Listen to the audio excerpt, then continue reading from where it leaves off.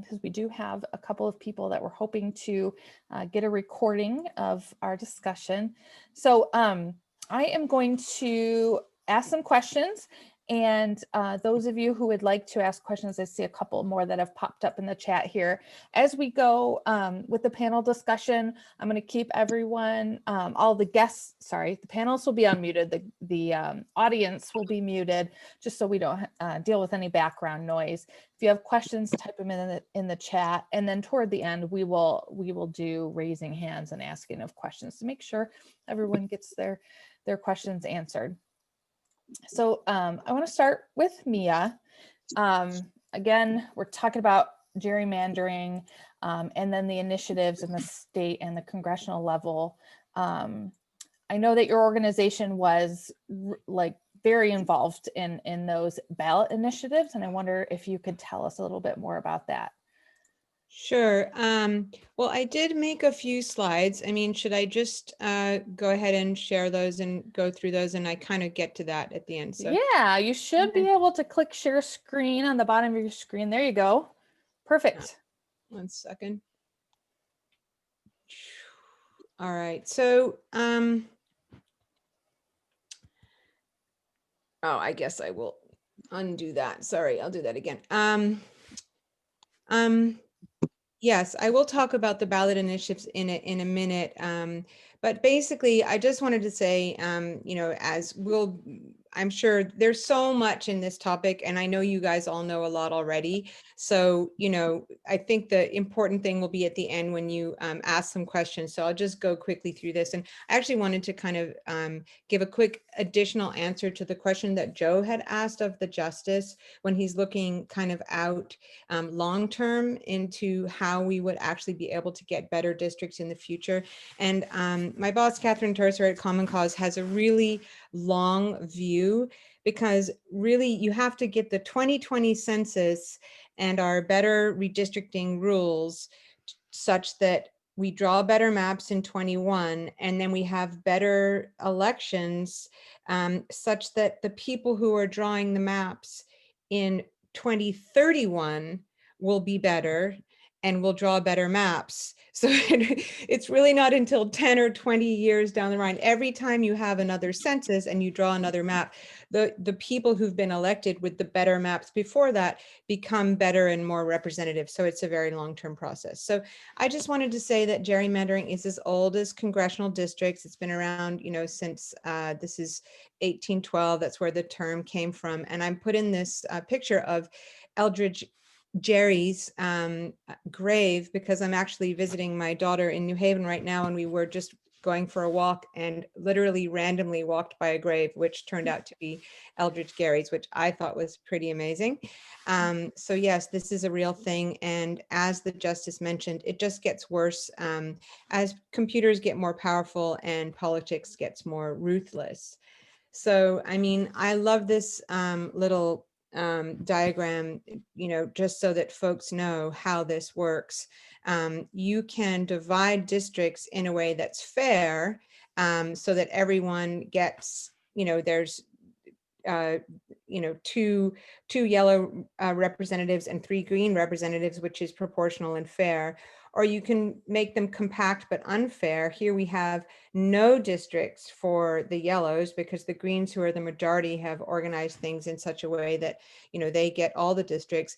But look at this. Here the yellows are the minority, but they've managed to pack greens into these 2 districts and then crack up the rest of the greens to distribute them as minorities into these other districts.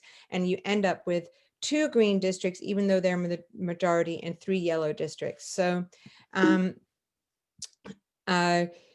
redistricting has been around for a long time. The efforts to reform have been around for a very long time. This is a diagram from the League of Women Voters showing the history in Ohio from 1967, and it goes up to 2018, which was when we won 2015, we won state legislative redistricting reform, and 2018, we won congressional redistricting reform.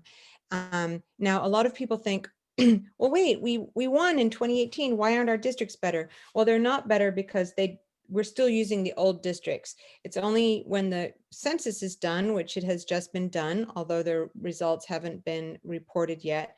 And then this year, the maps are drawn, and the first time the maps will be used is in 2022. So why are the districts so bad right now? Well, they were really bad because in 2011, there was a national effort by Republicans to take over state houses in the states so that they could be in charge of the redistricting. And that happened in Ohio.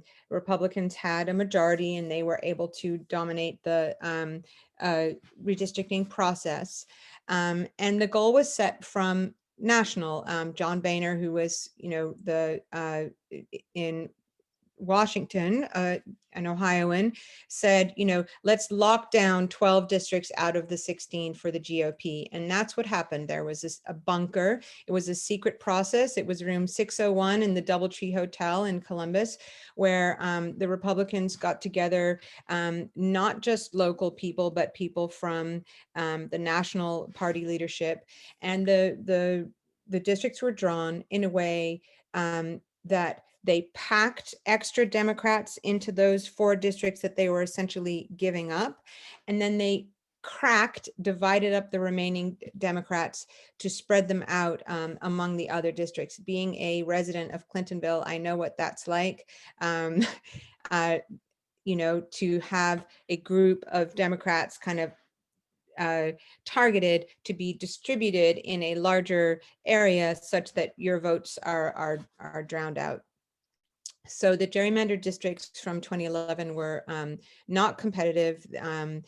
Gerrymandered districts are not competitive. That's kind of by definition, they're not going to switch over. They're stable as they are, and they lead to hyper-partisanship and elected officials who are unresponsive to their constituents. As Katie will tell you every day, and very important, drumming that drum, that the reason we have a lot of the problems that we have in Ohio is because we have these nonsense districts where people have been elected with these unfair maps, and they aren't really, the thing that matters to them is making sure that they don't get primaried by someone else in their own party. It doesn't really matter what the bulk of their constituents want. So since 2012, the first election with these new maps, no congressional districts in Ohio have switched back and forth. They've stayed the same every time. And we've had some pretty crazy districts. This is the famous Snake on the Lake. And, think about trying to represent a district that has like a sliver of Toledo and a sliver of Cleveland and everything else in between, and what that means. And, is that a community? No, that is not a community. But even the compact rule districts are ridiculous. This is District 3. This is in Franklin County. And these lines are drawn for, any number of specific silly reasons, whether it's taking a congresswoman out of drawing a line around her house such that she can't run in her own district anymore, to taking parts of town that are more heavily Democratic and packing those people in together. So this is, just, in a nutshell, there was there was state legislative redistricting reform that culminated in 2015 in a ballot initiative that passed by 71%. And then U.S. congressional redistricting reform, in 2017, folks were collecting signatures for a ballot initiative. And I feel quite certain that many of you on this call participated in that. And because of the pressure that built, because so many signatures had been collected, when there was negotiating, the folks that wanted fair districts had a stronger hand. And it ended up with a ballot initiative in May of 2018, which passed with like 77%, and it passed in all 88 counties of Ohio. So yes, so there was a large coalition. They collected a lot of signatures. There were more than almost 4,000 signatures, 4,000 volunteers. The initiative passed by 70% and won in 88 counties. And it even won in heavily Republican leaning counties. The majority of yes votes came from Republicans. So I know Katie's going to talk about the process. Just to say, like, what we won, just very briefly, what we won with that reform. None of the reforms are perfect. You know, there's really, it's like trying to, you know, box Houdini into a box. There are many ways of trying to slither out of that box. But the effort was to make fair rules that would make essentially like that impossible. These districts, the majority of these districts will be impossible and not allowed with the new rules. So the new rules are, first of all, they have requirements for bipartisanship in the map making process. They have requirements for transparency. We will not be able to have the maps be made in the bunker anymore.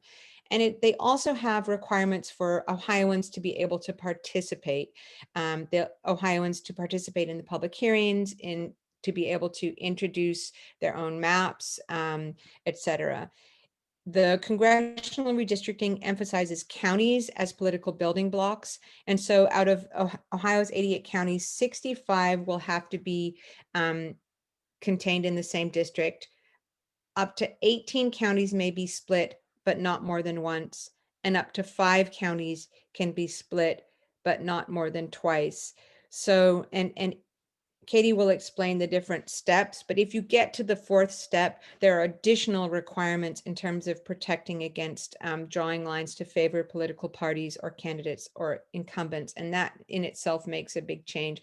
So when you look at, sorry, this is a little hard to see. This is Cuyahoga County. When you look at something like this, where you have not only 4 different congressional districts within, here's this little bit of Snake on the Lake, District 9, that, you know, then goes all the way out to Toledo. And not only 4 different congressional districts, but an additional 3 that touch the edges, such that you end up with 7 congressional districts in the greater Cleveland area, which obviously makes absolutely no sense whatsoever. So having gone through that, I'm sorry, there's like so much in this whole process. I don't know if people have questions now, or if you want to hear from Katie and Rachel as well, and then we can all answer questions however you want to proceed. Well, I just actually want to say one more thing. The Common Cause, and I think what's incredibly important is that even though Democrats got kind of drawn out of it last time around, it's important to establish rules that are fair no matter who has the power to draw the lines. So there has to be nonpartisan, these have to be nonpartisan rules. And the other thing is, you know, how incredibly important you all are going to be in this process. And I know that Katie will probably talk more about this, and Rachel can, and I can. You know, this is something that even though you're not actually drawing the maps, being educated and participating in the process is just going to be so monumentally important for this to end up being, for us to end up with fair maps. Everyone's going to have to watchdog these guys and pay attention every step of the way. So at this point, I don't have any raised hands or questions in the chat. So we'll keep going. And again, if anyone has questions, raise your hand, type in the chat. We have a couple of folks on the phone. So I'll maybe after Katie, just check in with you all to make sure you're included. But Katie, go ahead and unmute. And I am going to change the spotlight to Katie here. Hi, everyone. Hi, Katie. Thanks again for being here. So Yeah, Mia covered a lot of kind of the how do we get to this point, and you're going to help us understand what happens now. Yeah. And I know you have some slides. You should be able to share them as a co-host. Yep. And if you kind of want to go through your slides there, and we'll ask some Sure. So I'll start with this one. Mia provided a really important framework for how we got to this moment, and certainly Common Cause played such a pivotal role in getting us here. Love seeing all of that work starting back from 1967 with Legal Women Voters also. And now we are finally in the redistricting year. So if you have come to my trainings before, you know that all I ever do is talk all day, every day about redistricting. And I am finally glad that we're in 2021. So everyone else is also only ever talking about redistricting. I just wanted to talk very quickly about what redistricting or what gerrymandering has meant for Ohio voters for the last decade. We have now finished the last election, thankfully, under the maps as they are drawn right now, both for our congressional maps, which Mia showed, but also our state legislative maps. And this is what our maps have meant for us as voters. We have been shut out effectively of the political process in terms of actually being represented both in our congressional delegation and also our state legislative districts, because how we vote as Ohioans, which as you see here across the entire decade is nearly 50-50 down the middle, Republicans just barely edging out Democrats by capturing 55% to their Democrats 45%, and yet capturing a super majority of the votes, overwhelmingly so for our congressional districts. So for the entire decade, Republicans have always won 75% of our congressional seats, no matter how many votes they ever got. And I'm here to tell you it was never anywhere close to 75% of the votes. You see that same sort of discrepancy in our state legislative districts. So even though, again, Republicans are only picking up 55% of the vote across the entire decade, and for the entire 10 years, House Republicans have enjoyed a super majority in seats. Now, I don't include state Senate in here only because the state Senate runs in staggered races. So only half the chamber runs every election rather than the entire chamber like the House. So it's a little more, the math is a little bit more difficult, quite honestly. So it's easier just to show the House, but the numbers are similar in both chambers. Even though we're splitting the vote almost down the middle, the Republicans still get a super majority of the seats. And certainly that has an impact long past who's actually able to get elected. Mia's absolutely right. Most of the competition comes in the primaries, not in the general election. There are maybe 5 districts, both congressional and state legislative in all of Ohio, that are actually competitive seats. And so whether you're a Democrat or a Republican, you're trying to capture the base of your base. That's who actually comes out in those primary races. And so you're going further and further to the extreme to capture those base voters, and you're not representing where most Ohioans wind up on the political spectrum. So when we're talking about Ohio's redistricting process, I just, in the interest of time, I'm not going to go over the entire process itself. It's a quite convoluted process. There's 2 different ones, but I will drop a link in the chat box to our next monthly volunteer call where I'm actually going to do a deep dive on the congressional process. So would invite you to go there. And I know that Common Cause and Legal Women Voters also have similar trainings. I think your next one is on the 19th. So a good overview of the process itself. But just wanted to go over some of the top lines. So when we're thinking about who actually controls the map drawing process, there are 2 main entities who draw our maps, and then there's 1 main entity who actually judges our maps. So it's actually quite fitting that Justice Brenner was on the call earlier. She's one of the judges of our maps. But in terms of who actually draws the maps, one set of map drawers is a new 7-member redistricting commission. This is replacing what used to be called the Ohio Apportionment Board. And this commission is solely in charge of drawing our state legislative maps, so the Ohio House and the Ohio Senate districts. And on that commission is the governor, the Secretary of State, the auditor, and then 4 legislative nominees, 1 nominee each from each of the legislative leaders from both caucuses in both chambers. So the Speaker of the House Minority Leader, the Senate President, and the Senate Minority Leader each get to nominate 1 person. That person doesn't need to be a legislator themselves. The only rule about who that person cannot be is a current serving member of Congress, but otherwise they can nominate whoever they'd like. I would be surprised if most of them don't just nominate themselves to serve on the commission, but we won't know that until they make those nominations. The second entity who actually draws our map are our legislators. The Ohio General Assembly is mostly in charge of drawing our congressional map. The Redistricting Commission does play a part in the multi-step congressional process, but the legislature is really who's in charge of the congressional process. And if I were a betting person, I would say that the legislature is who's going to pass our congressional maps. The final entity is who actually judges those maps. Because of the 2015 and 2018 reform measures, our Constitution now requires or provides that the Ohio Supreme Court has what's called original jurisdiction. That just means they're the first court who gets to review any future challenge, no matter what the challenge is, on any of our redistricted maps. So whether it's the state ledge maps or the congressional maps, the very first stop it goes to is the Ohio Supreme Court. That's why those Supreme Court races were so important in 2018 and in 2020. And then where it goes after that all depends on what type of challenge you're bringing. So if you are bringing a partisan gerrymandering case, the only court that will ever get to review it is the Ohio Supreme Court. We can now no longer go to federal court for partisan gerrymandering cases due to a very unfortunate and wrongly decided, in my opinion, US Supreme Court from a couple of terms ago, a case out of North Carolina, the Rucho case. If it's a racial gerrymandering claim or some other claim that's based on the US Constitution, you can certainly still go to federal court for that. So still though, you would first go to the Ohio Supreme Court and then you could appeal it up to the federal court system. But the first stop, like I said, for both sets of maps is the Ohio Supreme Court. I'm just going to go over, and this is a little bit of a repeat from what Mia was talking about, just some of the general themes of the new criteria that exist for both the state legislative and congressional maps. There were a lot of the same sorts of rules that were passed as a part of these reform measures that were meant to undo some of the worst forms of gerrymandering that we see under our current map. So just some general criteria that our district lines, that the boundaries of each district are contiguous. That just means that there's one non-interrupted, non-intersecting line that makes the border of the map.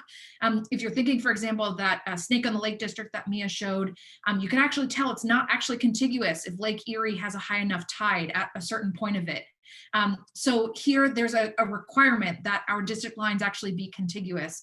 Another general criteria is that our maps, our districts rather, are compact. That's a requirement for almost every type of map, except for if you pass a 4-year congressional map, but I'll talk about that in a second. But when you're thinking, for example, especially about our congressional map, when you saw that map that Mia showed, there are so many districts in that congressional map that are not compact at all. I think the best example, obviously, is Jim Jordan's Duck District, which goes almost all the way to the Indiana border and almost all the way up to Lake Erie in a sprawling district that is not in any way compact.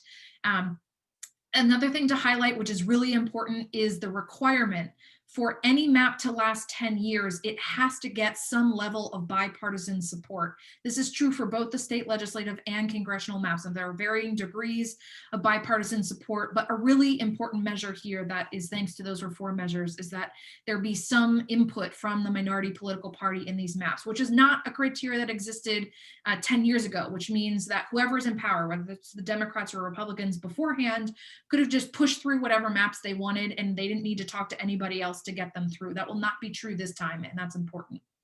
One general thing that's actually really important are the rules to curb how often we split apart or crack communities. Mia was bringing up Clintonville. We live in the same neighborhood. My street is actually split in half between the 3rd and 12th congressional district. I'm on the unfortunate side of that hill, so mine is in the half that's in the 12th congressional district. So even though I live about a 10-minute drive from the State House in downtown Columbus, my district includes Mansfield and Zanesville, which makes no sense. I don't have a lot in common with the folks who live in those fine cities. I would have much more in common with the folks who live down at the bottom of my street. So a lot of the criteria that you see for both the state ledge and congressional maps are trying to avoid how often we split apart communities. For example, using existing boundaries that are used to create the boundaries for counties and townships as cities to help guide where you're drawing maps. Also, where possible, trying to avoid splitting apart counties. Like Mia pointed out, there are rules for the congressional maps about how often you're allowed to split how many counties. That will mean a huge difference between what our maps look like now and what they will have to look like moving forward. I also want to add in here that there are also rules protecting some of our major cities under the same umbrella. So for example, Cleveland, which Mia showed being split apart into 4 different congressional districts, will not be permissible moving forward. The entire city of Cleveland must be kept together in one district. Same with the city of Cincinnati. The entire city of Cincinnati has to be kept together. Columbus is too big to all fit into one district, so we have to be split apart. Still, though, there are rules protecting how you split apart Columbus to make sure that you're not unnecessarily splitting apart communities that should be kept together. And then finally, the most important rules, certainly for our maps, are the rules against partisan gerrymandering for our state legislative maps. There's just a blanket prohibition. Doesn't matter if you're passing a 10-year or a 4-year map, you cannot draw a state house or state senate district map that favors one political party over the other. That is incredibly important. For congressional maps, the rules are slightly different. The only ban on partisan gerrymandering comes in if the legislature passes a non-bipartisan supported 4-year map. So very different from the state legislative rules where that ban applies no matter how long the map is in place. So the strategy even for going through that process is quite different for the congressional map, because you could actually get potentially a fairer map if you force it to that 4-year map, because that's when you get more strict rules about against partisan gerrymandering and to protect keeping together communities. The other thing that I wanted to raise up in terms of fighting against partisan gerrymandering is a unique rule in our state legislative criteria. This rule is unique to Ohio. We're the only state that has it in the country. And this rule requires that all of our future state legislative maps have what's called representational fairness. Now, to explain this, oops, I'm going to go back to this pie chart. So when you're looking, hold on, let me move all your little faces. Okay, so when you're looking right here at these pie charts here, there's a difference, right? A huge difference between how we vote versus who actually occupies the seats, right? And this means that we do not have representational fairness. So our votes do not actually equate to who occupies the seats. What the requirement is trying to do is to balance out what this looks like. So if you're only picking up about 55% of the seats, you should also only be picking up about 55% of the seats rather than getting this huge bump up because of the way that you are drawing maps. Similar in that graphic to how how Mia showed that even though that I think it was the yellow community was actually in the minority, but if you drew the lines in the right way, you could actually make yourself in the majority just by gerrymandering those lines. This representational fairness criteria is really important for a state like Ohio, where our maps are really good at exaggerating how much power the Republicans have, because they are occupying way more seats than they actually win in votes. And what the representational fairness criteria is trying to get is a much closer correspondence between how Ohioans actually vote and how many seats the Democrats and Republicans are likely to occupy. So that was a very quick, I know it was a ton of information. I will follow up this, Melanie, with an email to you. We have a handy handout that explains both processes and has these top level criteria explained for both maps. And like I said, I'll drop in the chat box the link to sign up for our next volunteer meeting, where we're going to do a deep dive into the congressional process. But yeah, that's it for me. So I will pause there to see if there are any questions. That's amazing. I have like 1,000 of them. But again, to the audience, please, I do have a question. Or a couple of questions. Number one, what influence do citizen groups like the League of Women Voters, Common Cause, ACLU, etc., have, if any, and do they have agency to purpose maps? Mia, you're unmuted as well, if either of you want to tackle that. Well, I can go first, and then Mia, you can jump in about your map drawing competition, which is a good way for folks to plug in. So there is absolutely a role for all of us to be playing in this process. For both the state legislative and congressional processes, there is a requirement for the map drawers to host a certain number of public hearings after they've publicly proposed maps, but before they vote on them. And the reason that that timing piece is important is because a decade ago, after all the maps were drawn in the bunker, like Mia told us accurately in the Doubletree Hotel, some legislators from the committee that was in charge of redistricting and the apportionment board members went around the state for 5 or 6 hearings to engage the public, talk to their constituents about redistricting.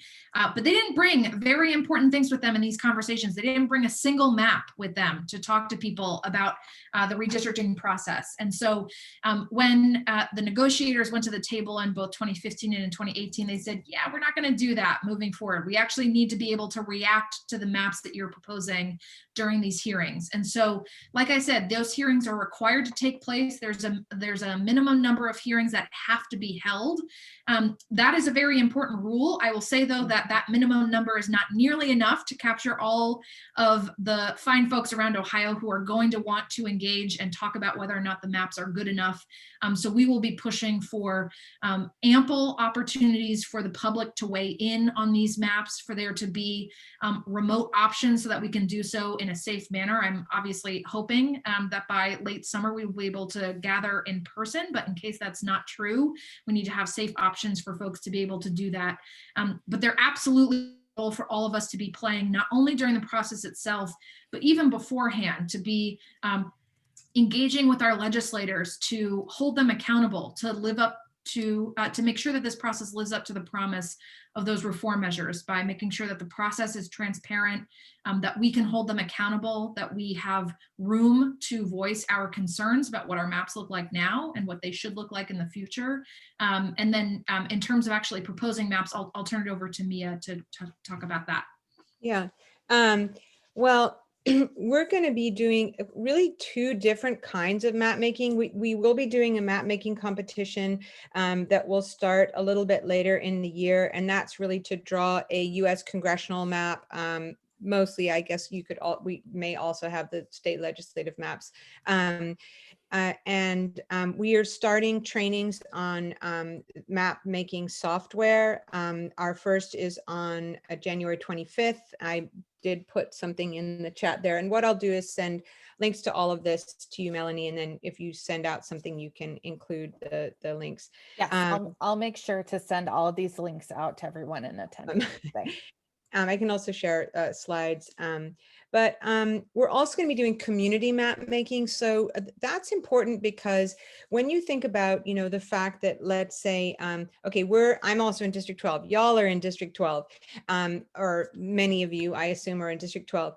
But that's not going to look like that in the future. So where should we put that line, and how should we define our community, and what is our community? And so we're going to be training people to kind of get together and think about, like, what is the building block of a community that they want to hold together. And yes, in certain circumstances, it will just be a county, but when you get to a larger place like Columbus, you are going to have to divide it. And so we want people to have thought through how they can identify their community and agree on what makes sense, and then put those maps together so that you end up with something that really makes sense. One thing I wanted to mention, when Katie was talking about all of that, is that the fact that we need that we have a guarantee of more transparency in this process is so important, because essentially folks are going to come out with a map and say, like, oh, here's a map, it's the best we could do. Well, essentially what we're being able to say to them is, well, show us your work and tell us, like, how you got there. And not only that, here we have another proposal that it abides by the current rules better than the one that you have put there. So we'll have more opportunities to hold people accountable. The more educated everybody is, the more they'll be able to look at a map and go, no, that map is not good, that doesn't make sense, and be able to speak up for their own community and say what would work better. And I see Rachel there, ready to talk about more ways to get involved. And yeah, it's a perfect transition, because when I think of learning how to hold your legislators accountable and really getting educated, how things work at the State House and Rachel Coyle have been huge for me personally, to learn the legislative processes. So I'm excited to have Rachel here as well to kind of talk about, especially in these, I hesitate to say the word unprecedented because everybody's saying it. But we are in such a different time. We can't go and lobby, at the State House right now, unless, especially since things are closed. Rachel, I wonder if you could tell me a little bit about what do you recommend with kind of online advocacy and organizing in this world of COVID and redistricting? Yeah, so we're in, like you said, and like everyone has mentioned, I love that everyone keeps asking, and I've sat in on a couple different of these trainings, especially with Katie and Mia. People always ask how Ohioans can participate in the process, and that is so important because, like Mia and Katie mentioned, the last time around, this was done in a hotel room in a bunker, and Ohioans didn't get to participate at all. And this time around, we have to make sure that's different. And I literally have here, we've been mapping out a month by month process of the different kinds of activism that we're going to need from folks. And we already have some of our legislative leaders talking about the potential that this process may not start until summer, which we cannot allow to happen. The reason for that is that there is another major issue going on at the Ohio State House this year that could conflict with our timeline. Every 2 years, they pass a massive budget bill at the State House that funds pretty much every major program in the state for the next 2 years. So there's going to be fights over like trying to fix our unconstitutional education system, for example. So there are some legislative leaders who are thinking that maybe they won't have to think about the redistricting process until, after some of the budget work has been done. And that is not because of all the work that needs to be done, because of all the systems that need to be set up for these new laws to be implemented, that we just can't let that happen. So a lot of what we're going to be doing as activists is pushing them to get to work early to set up the systems that will let us all participate in the process. So let me talk a little bit about, a couple of the things we've been thinking about as we go along throughout the year, the different kinds of activism that we'll probably be asking folks to do, especially like Melanie mentioned, online, it's going to be very important. Making phone calls will be important, and hopefully eventually going in if we're all able to be vaccinated, but we'll see. But just some thoughts at the beginning. Right now you can already see all of these groups working together to pressure legislators to create or to allow virtual testimony for citizens to be able to contact their legislators via Zoom, like we're doing right now, and give actually official testimony on bills. Because if 6 months from now, when they're holding hearings on these maps, if we're still not able to come in, we need a way for citizens to safely share their thoughts on the maps. So we are already actively pressuring legislators to allow that. And there's no rules against it. They just have to agree. There needs to be a way for Ohioans to submit their own maps as part of this process. So one thing we could do is pressure legislators literally now to introduce a public submission bill, to create the literal tool for citizens to submit their own maps. And we want that tool to be as user-friendly as possible. It would be awesome if they could set up, literally a website with a link where you as the citizen could go and submit your own maps. But we would need for the legislators likely to introduce a bill to make that happen and potentially fund it. And that could be happening right now as well. We also are going to need to be actively pushing the legislators to start the hearing and town hall type process earlier. We know that the Constitution now requires certain numbers of hearings, and like Katie mentioned, not nearly enough hearings. They could hold more. They could hold dozens if they wanted to. So we should be pushing them to hold more hearings than are legally mandated in more places. Theoretically, they could hold all the hearings in Columbus like a few days before the vote, and not necessarily publicize them as well as they could. So we should be pushing them to have these hearings earlier, have them with very, very widespread publication of the fact that they're going to happen, and have them in different places around the state so citizens can physically come if we're able to safely do that. And then also push legislators to be holding perhaps town halls even in advance of those hearings, just to explain to people what the heck the process is and why they should care, to get people as engaged as possible throughout the time. So we will be asking, I'm sure we'll be asking folks to make calls to their legislators to ask for those types of hearing or those types of town halls, to ask for hearings earlier and in more places. These are all going to take lots of public pressure. As we go throughout the budget process, the budget will provide, I'm sure, many opportunities for us to all remember why redistricting is so necessary and why gerrymandering is such a problem. But we also will have to be pushing them throughout the budget process to also pay attention to redistricting. And one thing I've had a lot of folks ask is, if we are only going to be pressuring certain legislators, or if this is sort of a pressure every legislator sort of situation. And it absolutely is. It doesn't matter what party they are. It's going to take public pressure to give legislators perhaps the cover that they need to stand up to potentially the first round of maps, which may not be as good. There are going to be folks who try and abuse loopholes in the law or create loopholes in the law. And if there's enough public pressure out there publicizing that people want better, they're demanding a better map, some of those legislators will feel, more courageous to stand firm and hold out for a better map. So that is going to be all on us as well. And I think we've seen, a lot of you have been participating with us in our lame duck fights. We have really seen legislators react to large numbers of phone calls and emails and tweets, at their offices, because it's only started to really happen at the state level in the last couple of years. They still don't know how to handle it.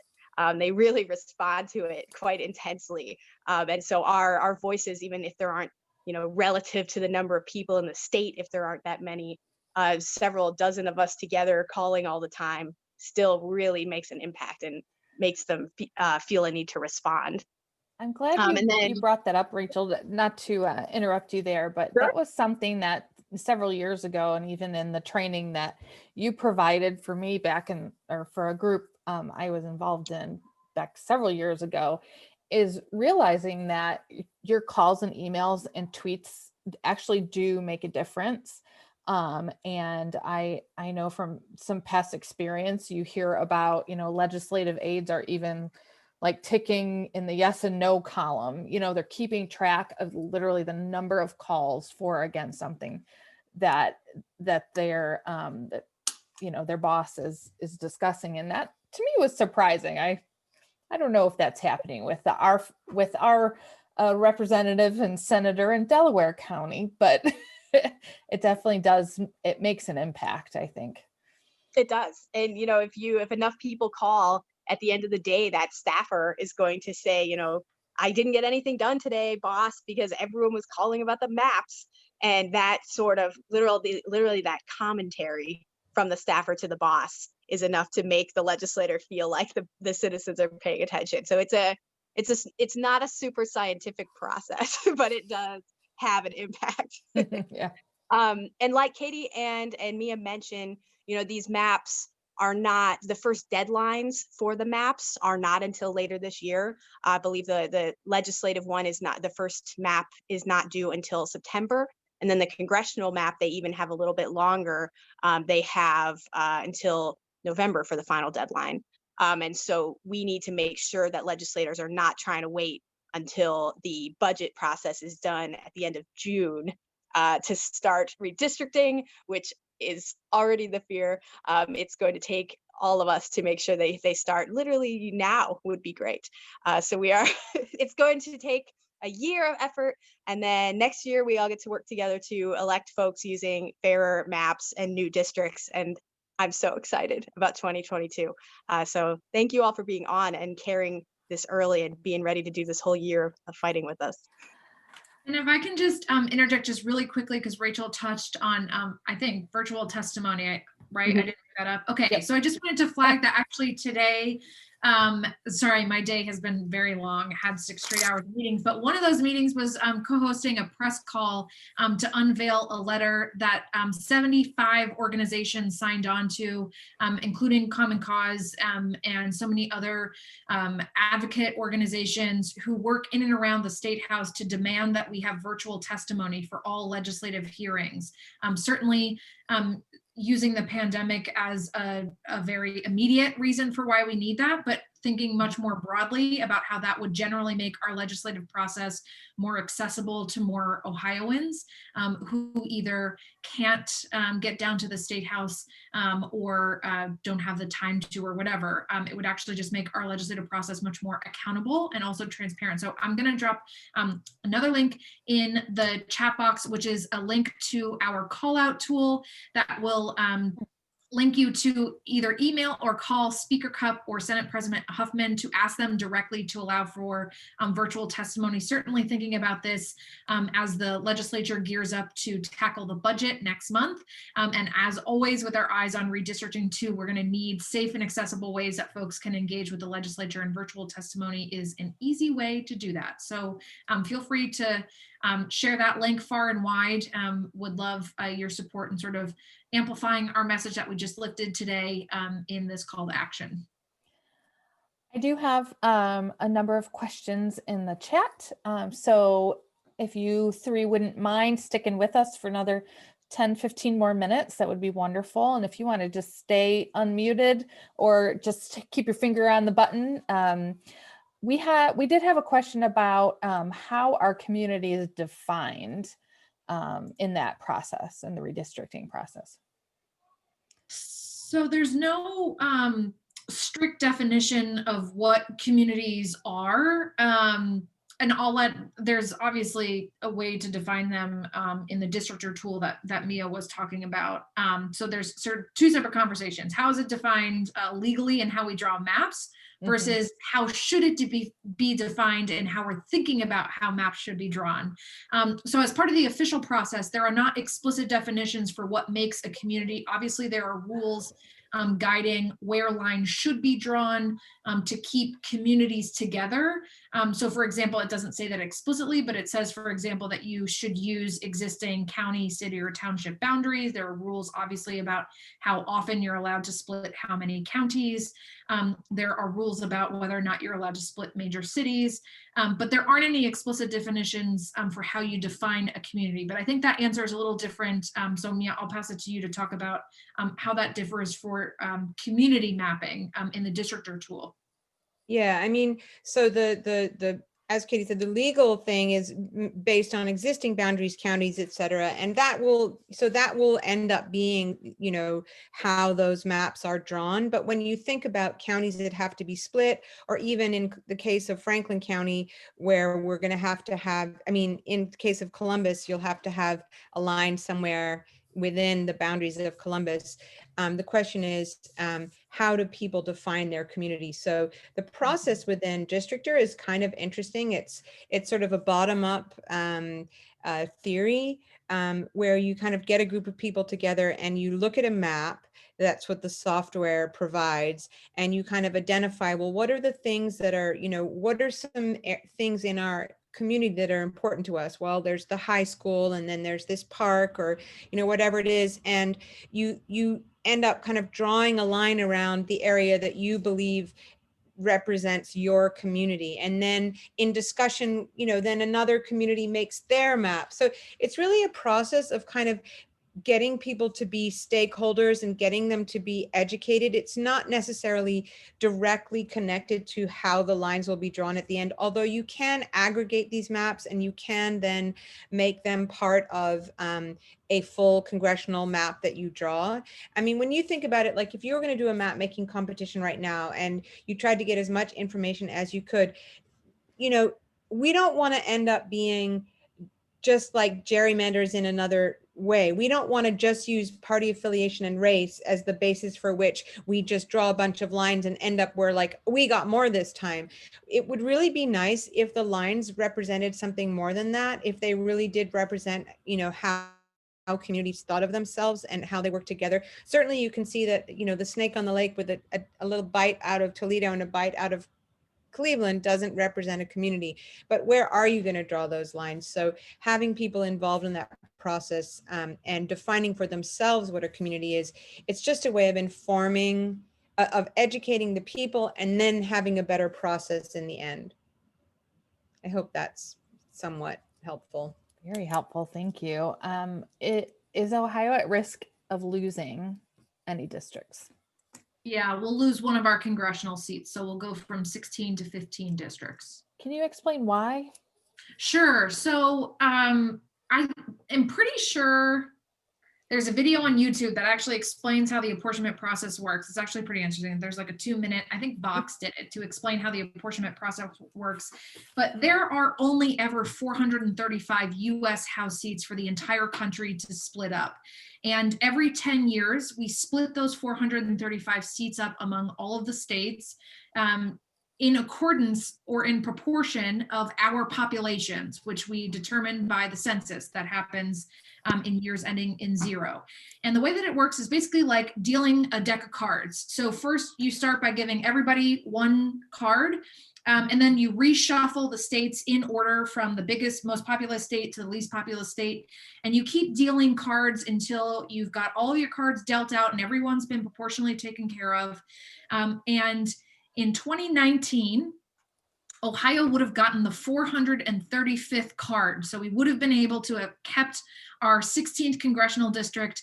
But unfortunately, there are other states that are growing more quickly than we are. So we actually have not lost population over the last decade, though that might be what you're thinking when we lose a seat. We've actually gained population across the decade. We just aren't gaining it as quickly as states like Texas and Florida and Arizona, which have had huge booms in population. And so as we moved into 2020, we got pushed down the line and those other states beat us out. So you'll have to blame one of them for stealing our 16th seat. So we will only have 15 seats. We did have a question about when will the census be available. Good question. I Googled Great it. question. I Googled it.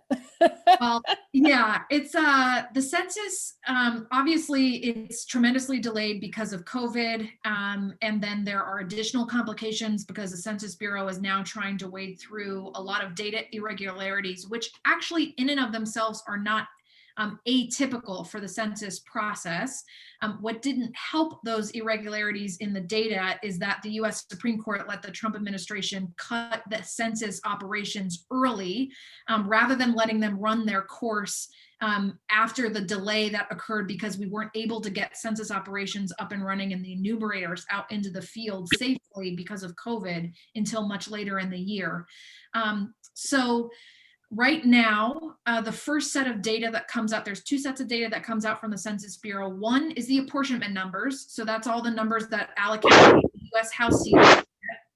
So that's one set. And then the next set of data is the population and demographic data. That's the bulk of the data that states use to actually redraw their lines to account for where population has shifted over the last decade. So the reapportionment data now will not come to the states or be released until early March of this year, which is way delayed. It was supposed to have been released at the end of last year.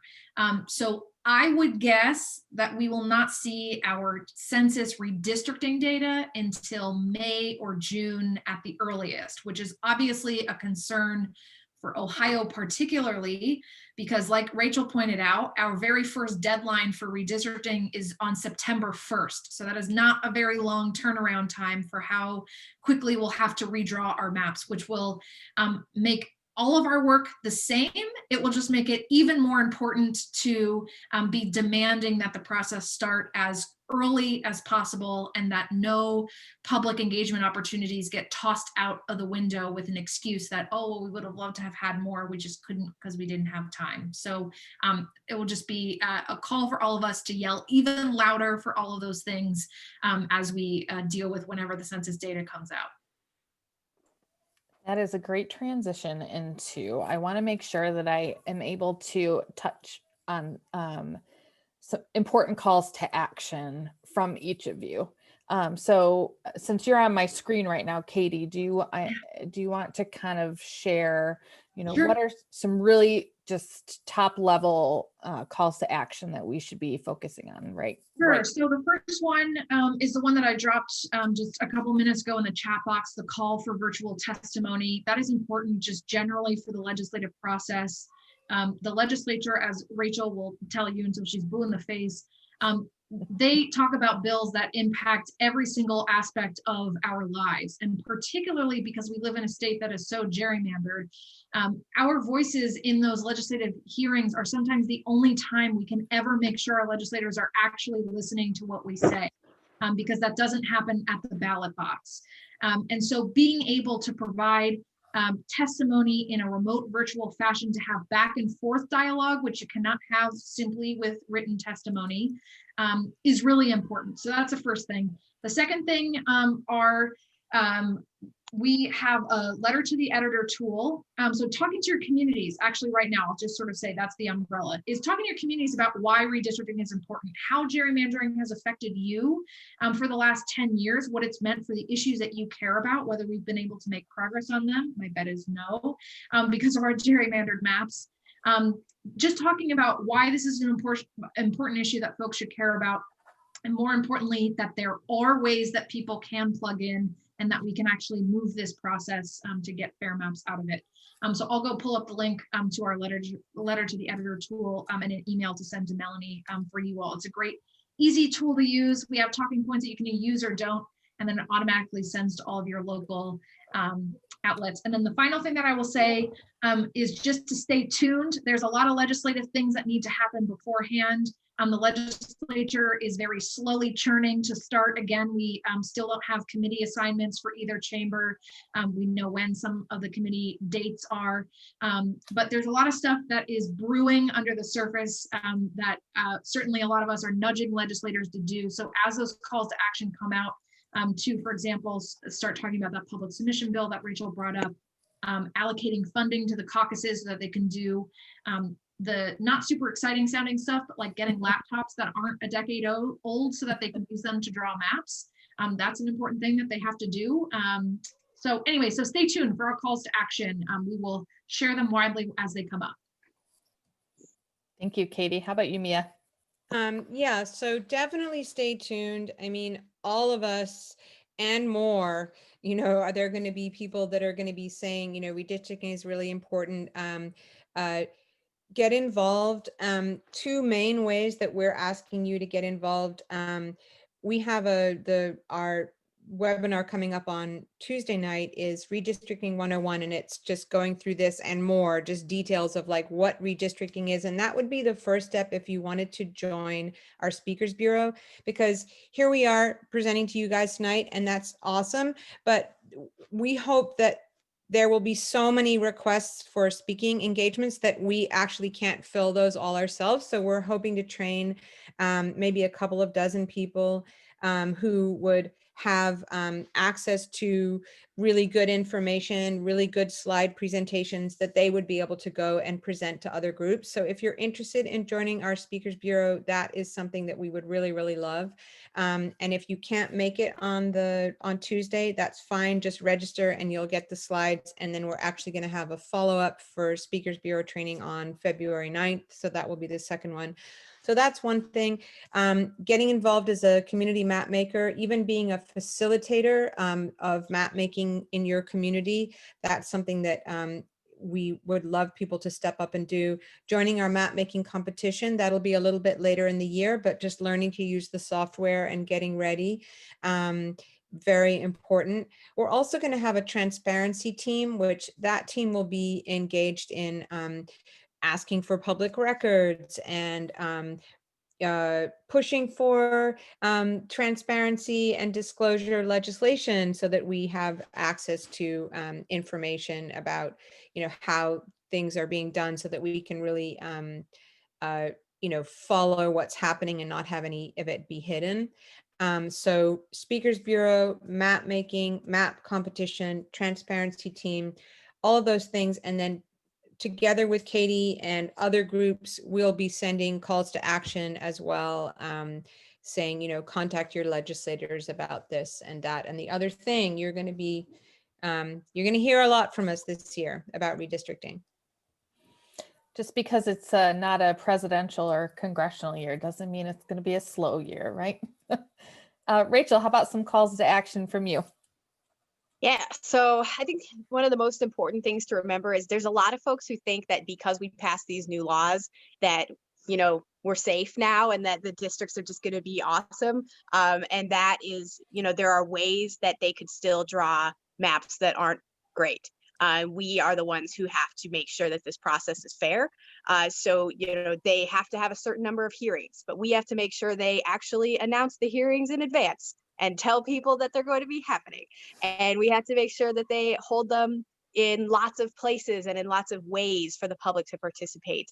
And we should be urging our legislators really early on to hold maybe district town halls, probably virtually at first, to explain to their own constituents why they should care about redistricting, why it matters, and why they should be paying attention to the process as we go. Because each legislator, they're going to hold weight with their own constituents. So if they're holding these town halls about the importance of this process in their districts all over the state, we can increase the number of people who are paying attention. So if we push our legislators, call your legislator and ask if they plan to do a town hall on this. And that can be step one, is making sure all the legislators know that we're already paying attention and we are awaiting them to also participate in the process this early on.